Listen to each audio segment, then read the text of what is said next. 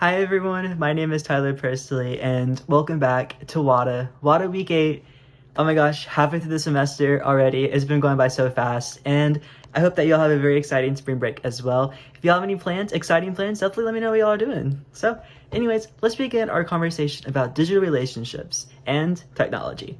So our first part of the prompt is personal social media networks. How has social media shaped your personal relationships? I primarily use Snapchat and Instagram for my personal online communication, especially for my much more just personal communication. For much more casual interactions, I use for surface level conversations. I tend to use GroupMe. When it comes to engaging with the media, I typically prefer either Twitter, X, or just traditional news sources. So for social media platforms, are they becoming much more surface level interactions? So I believe that interactions on media platforms are often more surface level compared to in-person conversations. Even on my personal media platforms that I prefer, I typically have much more surface level interactions compared to in-person conversations. When I post on Instagram, I try to avoid sharing messages that might potentially offend somebody. I find having a digital background preserving that is very important. So my approach to social media is shaped by knowing that this can be your background, and I tend to keep my post light and service level for that reason.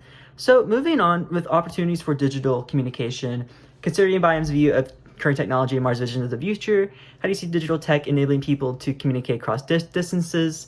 So I see the future as emphasizing the transformative potential of emerging technologies, for instance, AI and virtual reality, which can enhance long-distance communication by creating more immersive, interactive experiences, allowing people to connect in ways that feel more immediate and personal despite physical separation.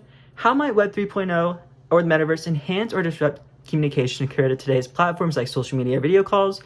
I believe, for instance, the anonymity in Web 3.0 and the metaverse could significantly disrupt the future of communication on digital platforms. According to Holleen and Sarnita, anonymous exchanges will allow individuals to discuss topics they might otherwise avoid in face-to-face interactions.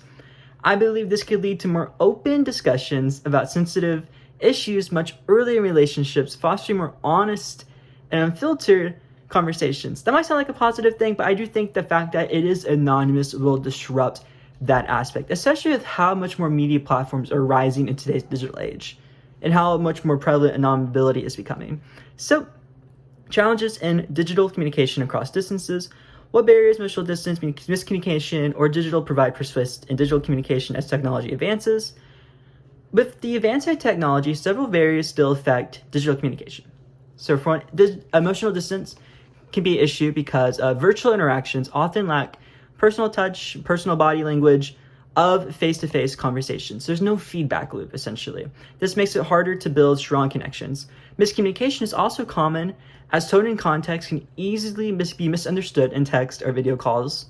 Additionally, the digital divide remains a challenge as well, as some people still don't have access to internet or modern technology, or that technology is too expensive still in some places. This prevents them from fully engaging in digital communication. So our last question, do you agree with Hala and Sarnita's argument that comparing online and offline interactions is not straightforward? Why or why not? I honestly do agree with this. I agree with Holland and Sarnita's argument that comparing online and offline interactions is not straightforward. Online and offline communication are different because online interactions lack nonverbal cues like body language and tone, which can make it harder to understand emotions or intentions.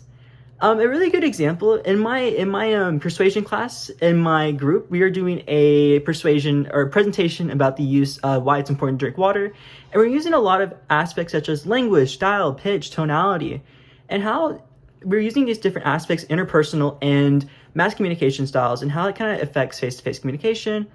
Holland and Sarnita also state that some interactions require very rapid synchronous feedback, and as much as information richness or social presence can be brought to bear. This shows that while online communication is fast, it often lacks emotional depth of an in-person conversation. So both types of communication serve different purposes and can't be compared directly without comparing these differences. So my question for you this week is, what style of communication do you prefer, face-to-face or online? I prefer face-to-face communication because it allows for a much more generated feedback loop. But what's your opinion? All right, Thank y'all for listening this week, and stay awesome, y'all. Thank you.